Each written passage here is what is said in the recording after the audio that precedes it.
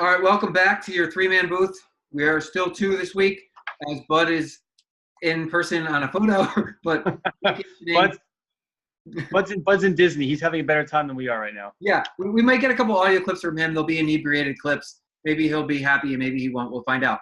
I'm Dan Salem of BuzzChomp. Phil's here from the Section 323 podcast. He may be tearing that flag down if the season doesn't turn around for his team. The Jets had a nice week, so I'm all in green, as I usually am. Phil, any first thoughts before we dive into our team's games? Well, it depends what we're starting with. Who are we starting with first? Let's talk about the Jets this week. Last week we started with the Giants. Good idea. We'll start on a happy note, and we can try to end on a happy note. So that's probably a good idea. Yeah. The Jets are one of the few teams. I'm thrilled. They have a great positive point differential on the year. They're getting a ton of takeaways, and honestly, I was a little nervous entering this football game because they had a lot of injuries to their secondary. They were down Buster Screen and Tremaine Johnson. Marcus May went out with an injury. He'll be missing 3 or 4 weeks. And Andrew Luck, who's a great player, shredded them. But the Jets got a lot of turnovers and did enough defensively to put the ball in the hands of the offense. And the offense did just enough to win the game reasonably comfortably, even though it wasn't like a blowout. But they put up over 40 points. I truly enjoyed the game, but the Colts suck. So I'm like keeping it in perspective. Well, they did have a pretty much, I mean, except for I don't think the final score really does the game justice because they were pretty much ahead throughout that entire game. And really, they're really in no danger of losing that game. I know that, what's the guy's name? Chester Rogers touchdown cut it to one score at the end. But like you said, four turnovers. I forget whether there were 1 or 2 pick sixes in that game. There was 1 pick six. It was 1, okay. At least 2 interceptions. I think they got a fumble. Yeah, there was definitely 4 turnovers, and that's how you win games. You win the turnover battle, you're more than likely going to win the game. Yeah, 42 points again. I mean, that's a great week. Yeah, so the turning point for me was that the 2-minute drive before half, where they just executed it perfectly, spiked the ball with 3 seconds left, and kicked a field goal. And I was like, yes, because Sam Darnold hadn't gotten the 2-minute drill right yet this season. He didn't have a lot of opportunities, but that was like you couldn't have executed it any better. And I think that the crowd in the stadium cheered for it because he did it so well. It's a good team to do it against too, because the Colts have been the last couple of years not a great defense. So it was a nice get well game as far as that goes. No, and I mean the running game wasn't outstanding, but it did pretty good. And they took what the Colts gave him. I think Darnold was 80% completion percentage. They're throwing that number around a lot, but that's just amazing. I don't know if he'll ever repeat that in his career again, but maybe. The red zone offense left something to be desired, but we got 7 field goals, and so we got a lot of points. And like I said, a lot of times if you don't cash those in for touchdowns, field goals for the most part might kill you. But when you score enough of them, it's not going to matter. But you're right. You do want to see if there's anything that he'll probably say is you got to hit those touchdowns. Field goals are not going to win you games, right, Bud? Right. So to his against his point, the Jets won a shootout, right? They won a shootout. They scored over 40. So the fact is, yes, if they had converted half those field goals into touchdowns, it would have been 60. So yeah, I mean that's why I said there was really no point where you were remotely concerned about that game. You know, maybe the first quarter, but after that, it kind of blew open. You were able to enjoy the game. You wouldn't have to sweat it out. No, again, the final score doesn't depict the outcome. You know, it doesn't depict the actual way the game is played. No, and they really controlled the clock, the time of possession. Or at least it felt like it did, which made me happy. They're going to need to do that again against Minnesota. I'm going to look right ahead because Minnesota is a much more complete offense than Indianapolis, and Indianapolis really got to the Jets secondary. Now, maybe with an extra week, they'll get more comfortable, but they're starting a rookie corner and I think an undrafted or a second-year guy. I think Perry Nickerson, I'm forgetting if he's the rookie or not. But anyways, Marcus May is going to be out a few weeks, so they're going to be shorthanded at safety.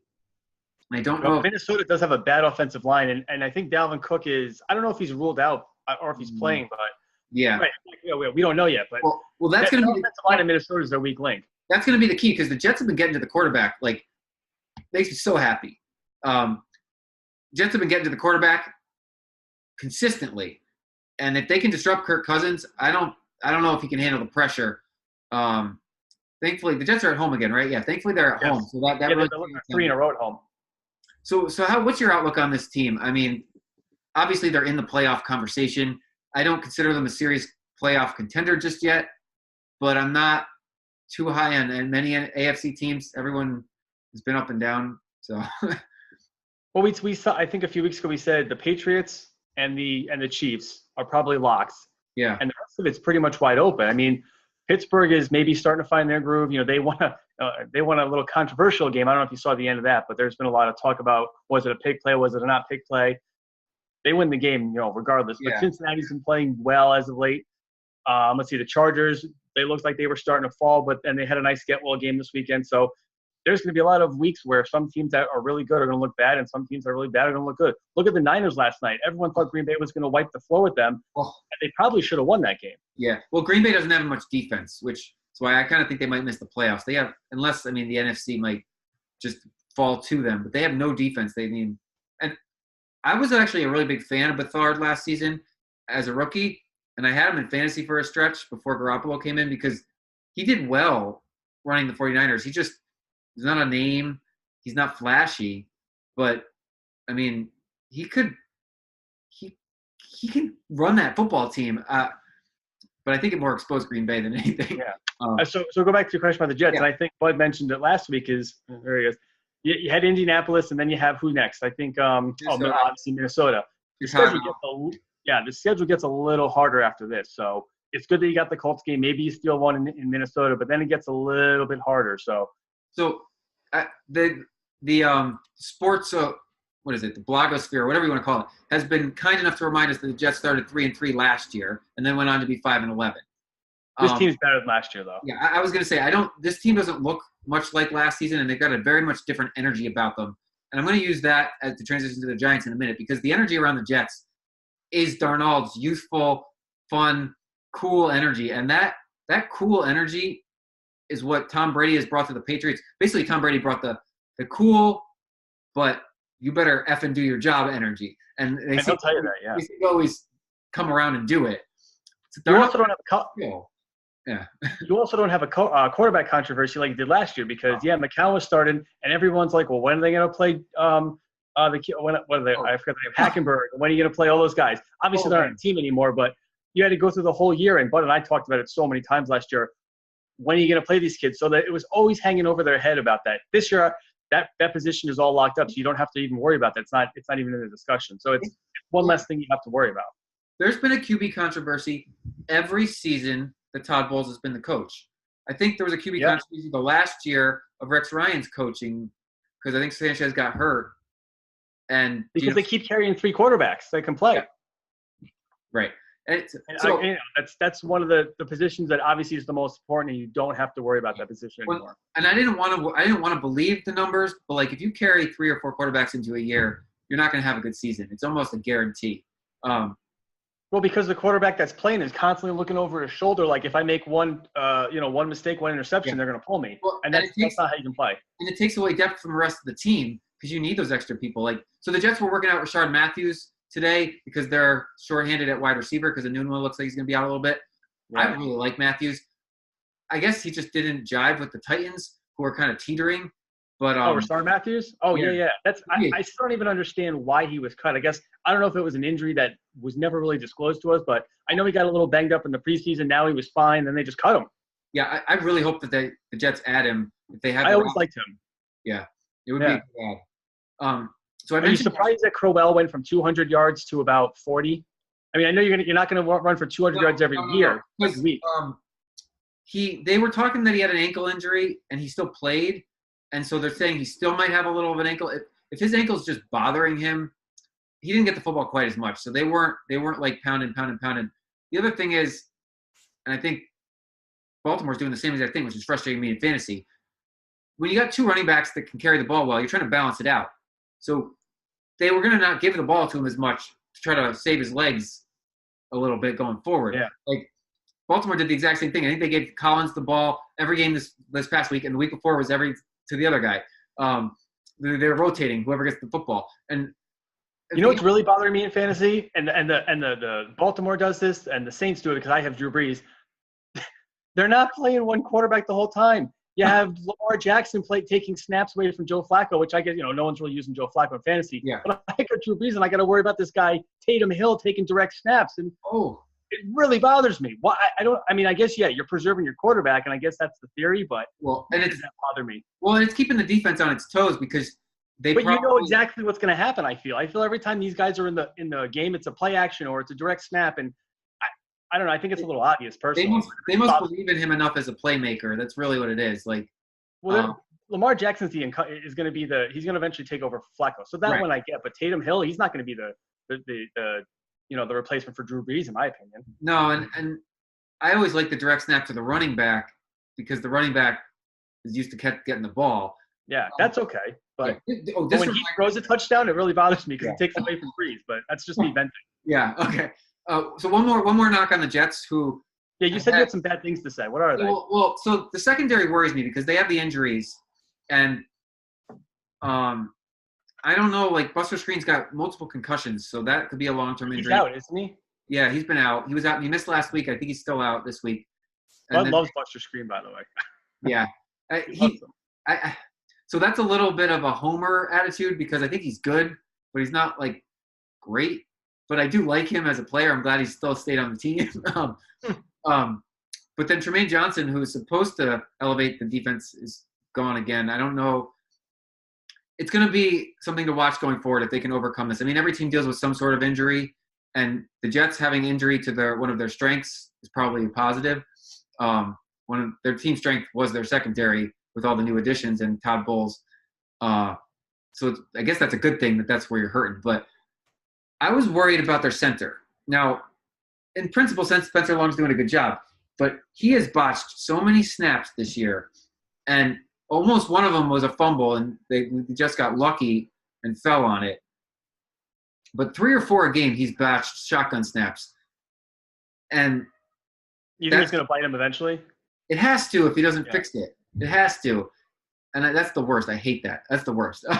But, I mean, I'm feeling good about the Jets. I think that they'll be competitive with Minnesota. We'll really find out if the Vikings are the same playoff team as last season or not. Because if the Jets can win another shootout against them at home or beat them 28-10 or 28-14, that people are going to be questioning Minnesota because they just look at the Jets in a certain way. Now, if the Jets are in the playoffs by the end of the year, obviously everyone will look at them differently. But nobody's going to look at them that way until it's week 10. So, and who did Minnesota play last week? I don't remember. They handled it. Was it Arizona? Yeah, Arizona was one of the worst teams. They right. So that one's kind of expected. And the week before that, I think it was that the game against the Rams, the shootout that they lost. They were close and they lost that, and they tied. Right. They tied Green Bay, who and lost to the Bills. Yeah. So they're. I mean, they're not as scary as they used to be last year, or at least as scary as you thought they were coming into the season. Like I said, that offensive line it's really a problem because anytime Dalvin Cook or Latavius Murray get the ball, they're getting hit right in the backfield.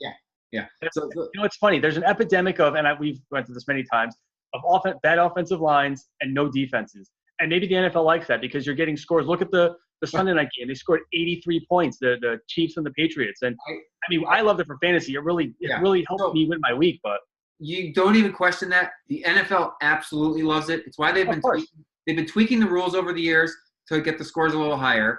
It's better for fantasy, and fantasy football is huge. Gambling is legal now, so this is better for the over-under gambles. It's better for fantasy football gambles. It's better for daily, weekly fantasy. The other thing it's better for is transitioning the football fan and the public towards the future NFL, which is going to be significantly less contact. If there's a lot more scoring, no one's going to care that there's less contact.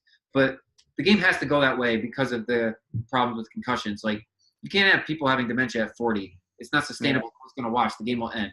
I mean, I remember what football was like when we played, and but they've been playing football for 52 years, and I mean if you look at the amount of people that play football and the amount of people that are reported to have those really, really bad situations, and I'm not downgrading them, but it's the scales are the opposite way. The amount of people that play and are fine are a lot greater than the people who get hurt. And that's unfortunate. You don't want to see that. I have a feeling that if you took the group of NFL players over 60, the majority of them have some sort of mental incapacity, whether they just are used to it and live with it or it's serious or not. I feel like they have something, I mean, my knee bothers me from playing football. I played 4 years.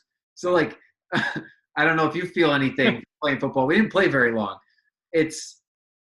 it's just nothing that's I don't think it's football related, but that's just us getting old, I guess. okay. Maybe it's just getting old. I blame it on football. Hey, I had a partially torn MCL, so I mean I didn't leave unscathed, but that wasn't life threatening as far as Yeah. walking. So. But we'll see. I think the higher point scores are transitioning us to a safer NFL, which is better for the game. Maybe players can play longer and they won't lose their stars so quickly. So it's win-win. I think we're dancing around the bush here. We got to talk about the Giants. So we're not dancing around anything. Let me give you my quick take because I watched the first quarter. First of all, Saquon Barkley is unbelievable. Like unfreaking believable because the Giants couldn't block for crap and he's still. Could you imagine what the score would have been if he's not on the team? They wouldn't score any points. Can you imagine if he was on a team with a good offensive line? I completely agree with that. Like, who was at the top of the draft? Cleveland. So this is what I thought they were going to do. The Browns take him 1 and take a quarterback 3. Imagine Cleveland with Baker Mayfield and Barkley not 3. It would have been 4 because the Jets would have got Darnold. The Giants probably would have picked somebody else. They probably would have picked Chubb because they just were not going quarterback, and they would have had Barkley and Mayfield. Yeah, that's what they should have done, but I'm grateful that didn't happen. Absolutely, because Barkley was fun to watch. Like, that was just magic. But then Eli Manning had no time to throw the football. Like, people are really hard on Manning right now, and I'll let you go on a rant in a second. But he had no time. He was getting hit two steps into his 3-step drop. And that you can't be successful like that. He's old and he's immobile to begin with, and he can't even take his 3-step drop. I mean, that's the Giants' problem in a nutshell. I mean, their defense wasn't great, but it wasn't – I mean, the defense isn't awful, but he has no time. All right, go. No, so it's a comment. Listen, I've been touting that for 6 weeks now, is that I touted it last year, and he has no time to throw the ball. This has been well documented. It's probably the most documented offensive line in the entire league. The problem is I can't listen to radio up here because it's just going to be an Eli bash fest. And listen, I'm pretty optimistic, unlike this guy. But Right. There's a couple things that bothered me on Thursday. Yes, I know he didn't have a lot of time to throw the ball, but when he did have time to throw the ball, he was throwing the ball at people's feet. He was overshooting receivers. He was overshooting Beckham. Yeah. I'm starting to believe the narrative that maybe it's 1 year too late. And because we have no backup plan, I don't think Kyle Laletta, I can't even say his name, is ready yet. And then the guy Alex Tanney, I mean, he's just a backup. They don't have a backup plan. And again, I hope I'm proven wrong and they go out and against Atlanta against a bad defense and he has another great game because that'll just keep everybody quiet for one more week. But I'm starting to see the negative trend about we saw when Peyton Manning was playing. You can just tell that it was time, and it was hard to watch at some points. I'm starting to get that feeling that this is happening here, and it's hard to see that. It really is. And Peyton lucked into a great defense and running game that took him to a Super Bowl, and that rode off into the sunset. That's not going to happen here. As scripted as you could get. No. I mean, you never know when the wall is going to come for a quarterback because they're playing later than everybody else, and they generally don't go out because of injury. Eli definitely hit his wall. So we have the benefit of hindsight. The Dolphins, for example, have Ryan Tannehill, but he's coming off an injury, and they grabbed Brock Osweiler as their backup. They needed him, and he took them to victory last week because Osweiler's a pretty good backup. What happened to the Giants with the backup quarterback situation? They obviously liked Davis Webb, but what happened? There was a lot of good backups available. The Jets took McCown. Ryan Fitzpatrick went to Tampa Bay, and look what he did in a couple games. What happened? because they were convinced that they weren't going to need one. They haven't needed a backup quarterback in 14 years. So anyone that they picked up obviously was hopefully never going to see the field. They were just literally, and Bud and I said it before, they were literally all in this year with all the weapons they surround them. You pick up Barkley, you try and mend the offensive line and give them more protection, but it's just not – something is not working. You mentioned before we started this, the locker room, and, again, it bothers me to no end, but if Beckham sneezes the wrong way, they're going to report on it. Yeah. And you saw Mara's quote today that he's got to, play football on the field and stop talking, which I agree with. but he's frustrated because you're not throwing the ball. You're not utilizing your weapon you paid $94 million to. He has one friggin' touchdown the entire year. You know what's funny? So New York needs a team, and they always create a team to rip on. And it was in football, it was the Jets, and they pulled quotes from Rex Ryan like no other, and I know they managed to find him with Todd Bowles over a couple of years, even though he makes it very hard. And McCown made it even harder. Right? They don't say anything. Oh no, they absolutely do not say a word. They say zero, and when they do, but what I was going to say is, the Jets owner Chris Johnson, who took over for his brother, every time he speaks to the media, says something happy, positive, upbeat, quiet. Even Joe Namath is quieted down. They got him under control, and so the narrative flipped, and they're coming so hard at New York Giants. Like I even can tell out here. Yeah, it's unbelievable that they're. I actually was going to ask that. What do you hear out there? Aside from like the ESPNs, because we all get ESPN, but I see the Odell Beckham lines and like the Merrill lines. I see the Eli Manning narratives. I know if I have to see one more stupid Eli face, I'm going to be sick because I'm so tired of that. It's so ridiculous. It's just that's really starting to bother me. They literally just have a camera on him the entire time, waiting for one of his looks, and they snapshot it, and then it's in the back page of the Daily News. Yeah, it's like you're right. They're creating stories. Not that they're creating stories, but they're creating this cloud that's over us. And New York sports has been notorious for it. They've always really kind of done it to the Mets because the Yankees didn't give them a lot of fodder. And that's the downfall of playing in New York. If you don't play well, you're going to get killed. But when you play great, you're going to be the king of the mountain. That's why some people don't want to come to New York because they can't handle it. And that's true. It's true in every sport.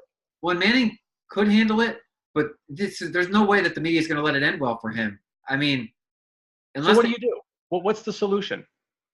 So do you just ride out the rest of the season, or do you play? This is their coach's second season, right? First. Oh, it's his first. Shermer's first. So the Giants of old were known for their continuity, a general manager and a coach. They kind of screwed that up. McAdoo had to go. He had to go. No, what I mean is he did have to go. Now, I think Sherman deserves a shot. I think he deserves 2 seasons or 3 because you never really get a full picture. He's playing with McAdoo's team, which stinks. Shermer's a good coach. I like Shermer, so you mentioned the defense, and I know we didn't talk about it for a minute, but you didn't see the whole game. They just quit. There were just plays where they looked disinterested. They weren't really tackling. They looked like they quit. It looked like a terrible effort. Well, that's thank God Barkley ripped off a 50-yard run. Because what saved Todd Bowles' job is that the teams never quit on him over the seasons. That's going to cost their coach his job if they keep quitting on him. There is no good way for Eli Manning to exit. He would have had to retire last offseason because the Giants are going to win a few more football games this season. It's not like there's other teams that are bad that they're going to play. The NFC is not great, and they were reasonably competitive with the Eagles in the final score considering how bad they were. So I'm not particularly high on the Eagles because they did not put away the Giants. They kind of just they got their own flaws, which bothers me even more because they can be. This isn't the Super Bowl team from last year, but I don't have a leg to stand on right now. I can't be criticizing anybody else. No. So as an outside observer, the Giants should win 6 or 7 football games. It's almost the worst case scenario because they do have the talent to win 6 or 7. You almost want them to only win 4 because then you can make the team better. I don't want to go through that again, though. I really don't. Well, you don't. I agree with you, but I don't want to go through that again. Now, it's not lost because even though the Cowboys looked great, and I did pick them to kind of like be a wild card team this year. I don't believe in them anything. I don't know what's up with Jacksonville. They kind of up and down.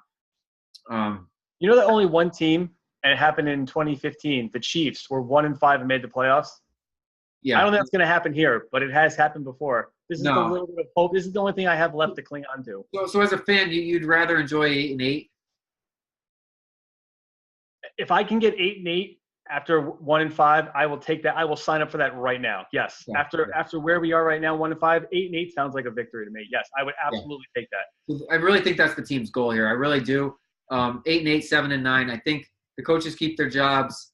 Manning can retire not looking like a complete F up because but there's still no backup plan. That's the problem. All right, even if you get 8-8, the draft. I don't watch a lot of college football. Repeat yourself. I missed your thing. There's no backup plan. So, but the problem with going 8-8-2 is that there's no backup plan. I don't watch a lot of college football, so I don't know if there's a bunch of prospects. But from what I've heard so far is that this class is not nearly as plentiful with quarterbacks as obviously last year was. No, so last year. I mean, we were hearing about the quarterbacks in September. You know who might be available? Mariota might be available next year. Yes. They're looking bad. Maybe Derek. I don't know if I believe in Derek Carr, but he's not looking very good. So. Well, Bethard in San Francisco, he's only this is only his second year. I mean, that's not his team. He could succeed elsewhere. He's not a household name, but he would come cheap unless they hold on to him. There are a bunch of quarterbacks kicking around. I mean, Flacco's going to want to play another season, and I don't know if they're going to take it from him. I'm just telling you who's probably going to be available. I mean, McCown might be available for another transition year for a team. Fitzpatrick might still play for another season. These guys have won. Now, none of them are ideal options for the Giants, but if you're going to look for a transition quarterback, because I really think the Giants should draft an offensive lineman with their top 15 pick. They need help. I agree. The Jets lucked into the Jets patched up their offensive line last offseason, and, I mean, people have been trying to be on McCagnon. He has picked up free agents like no other. Somehow he gets guys that just slot perfectly into his coach's schemes. I mean, I don't know. I got on Spencer Long for the snaps, but he's run great at center overall. I have no complaints because you're not saying anything bad about them. They're not good, but they're not bad like the Giants. So. I like building the line through free agency personally because you're getting people that are established, they know what they're doing. Like Will Hernandez, who's the left guard for us, who they picked in round 2. He's going to be very, very good, but he's played 6 games in his entire career, so he will be good. I'm not worried about him. So well, I think that Phil is filling that hole from Flowers because you got rid of him, but there's still a piece missing. Yeah, it's very depressing right now. I joked with Bud. I said, now I know what it's like to be a Jets fan throughout the whole 90s and early 2000s. I'm starting to feel that. I got to be honest. Atlanta should be a remedy for this football team. They have no defense. They're down Tevin Coleman on offense. They're down Calvin Ridley on offense. Freeman just went on IR today. Oh, sorry. Freeman, not Coleman. Freeman on IR. Yeah. Freeman's on IR. Ridley may or may not play. Sanu may or may not play. These guys. You just reminded me of something. They're playing Monday Night Football, right? Mm-hmm. So guess what the entire pregame is going to be about? I'm not even going to watch it. I'm not even going to watch it because I'm going to be sick of hearing it. Oh, you mean Odell versus the Giants? It's going to be Odell. Everyone's going to be debating his name. It's going to be the same crap we've been hearing for the last 2 weeks. And you know what's ironic? The Falcons are in the exact same hole as the Giants. Now, and no one's talking about them. Now, they put up points, but Matt Ryan's not getting it done. That defense. He's only putting up points. He's only putting up points because their defense is atrocious. Now, granted, it's due to injury, really, but right. But he has to throw all the time, and they're staying competitive in shootouts. But they're 1-5. They're not going to make the playoffs. They're 2 seasons removed from making the Super Bowl, and basically gave away that Super Bowl to the Patriots, and they've totally gone downhill. Now, Julio Jones has no touchdowns still. That's incredible. Oh, people he leads the league in passing yards. I think he leads the league in receiving yards by a mile, and he's got no touchdowns. That's incredible. Pulling their hair out. I have Antonio Brown, so I was never going to go after Jones, but he was a lot of people's number 1 pick if they couldn't get a running back. Yeah. So the Giants are better than the Falcons on paper at this point in the season. I think if the Giants defense can actually not quit and keep it together, they should be able to hold them off enough.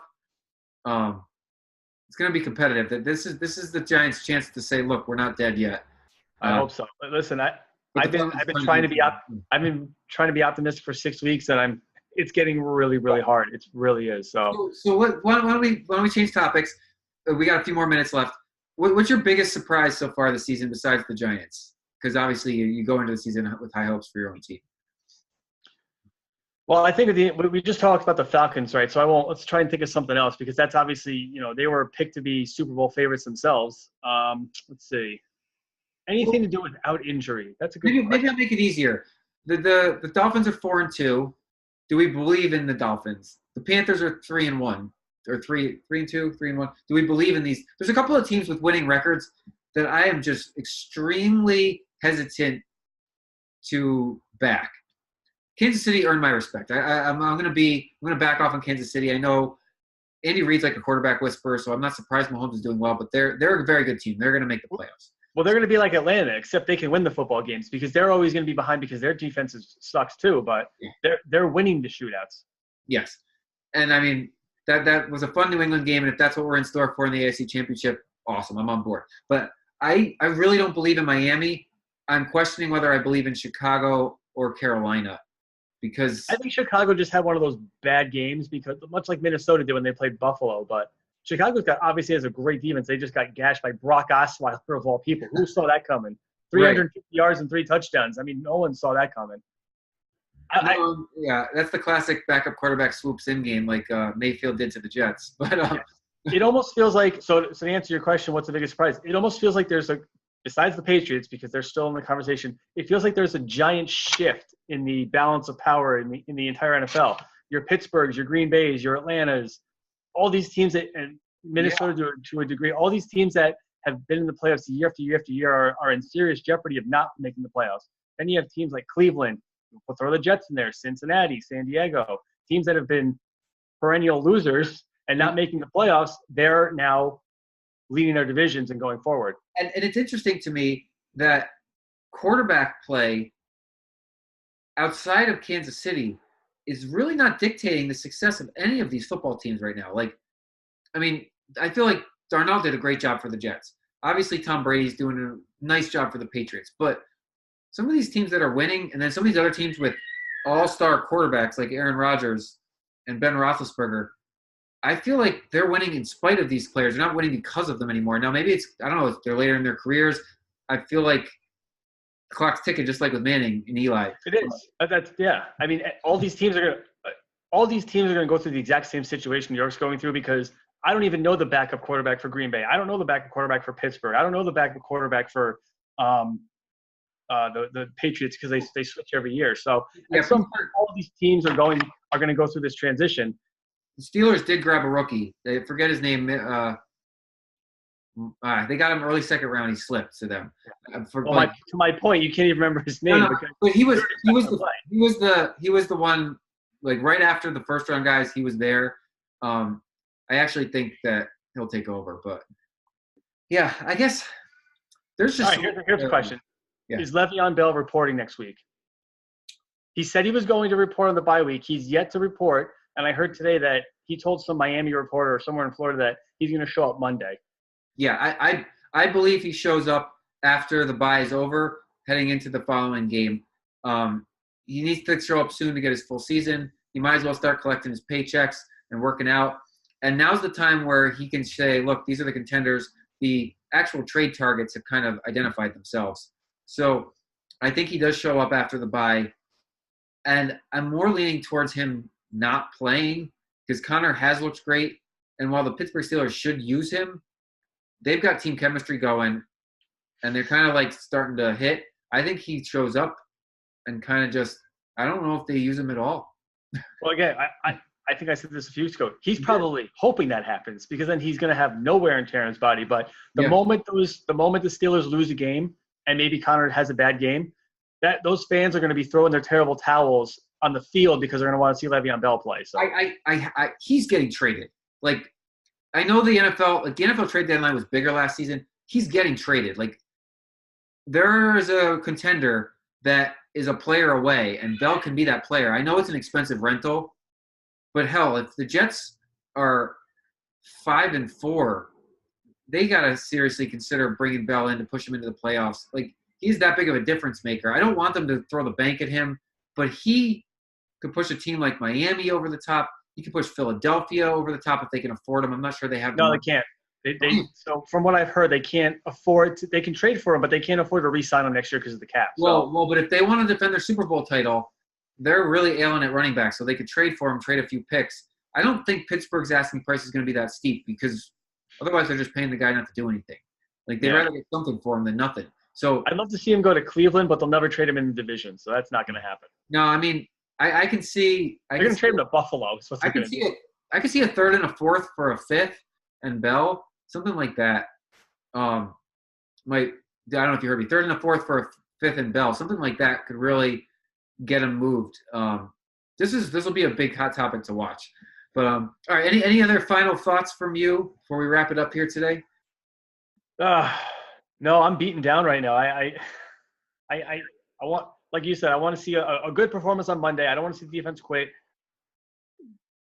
I got nothing. I really have nothing. It's Thursday was bad. It was really hard to watch, and now you're 11 days. You have the Thursday game, then you play Monday night. It's 11 days. It's like a mini bye, but I don't know what the hell they're doing in this during their practices, but they better figure out something. Well, yeah, I agree. I'm excited for the Jets. I think it's going to be a tough game against Minnesota, but they're at home. They're riding high. I like the energy, the confidence they've got. This is going to be a competitive football game. They're really going to push Minnesota. They got a good shot to win this one. Outside of New York, I'm watching John Gruden. I know they signed him to a 10-year deal, but the Raiders, they're moving to What's the vibe out there? They are awful. They're awful. Yeah. There are a lot of Raiders fans in Los Angeles, and they're quiet. They've disappeared because they're probably thinking we can't get to Vegas fast enough. Right. It's unbelievable. And yeah, I guess they'll probably give him a couple seasons to rebuild. You don't sign someone to a 10-year deal and not give them at least 3 to get it around. But I'm not sure Derek Carr's the answer. We'll see what happens. I'm about 1 week away from turning this into a green background. So. Oh, okay. Slow your roll. 1 week at a time. 1 week at a time. Don't give. Is there any room on that bandwagon? Yeah, there's room on the bandwagon. It's been pretty desolate of late. Most of the fans haven't left because they're loyal to a fault. So I'm close. Oh, all right. Well, thanks. Hopefully next week we'll have Bud back and we'll get the real 3-man booth because we haven't heard his. Like you said, he hasn't shown up in 2 weeks and the Jets are on a winning streak. So maybe keep him away. Keep him away. Yeah. We're going to change the name back to a 2-man booth here. So Section 323 on Facebook, on iTunes. We'll get the links in the description here. At the Dan Salem, Facebook, Twitter, Instagram. We're here every week doing this show. We'll have to find something else to talk about if the Giants keep sucking and the Jets can't find a win. But we'll come up with something. Yeah. Okay. Thanks, Phil. We'll talk again next week. All right. Bye. Bye. Thanks for watching BuzzChomp. Subscribe and share. Subscribe and share. Subscribe and share. Share. Woo.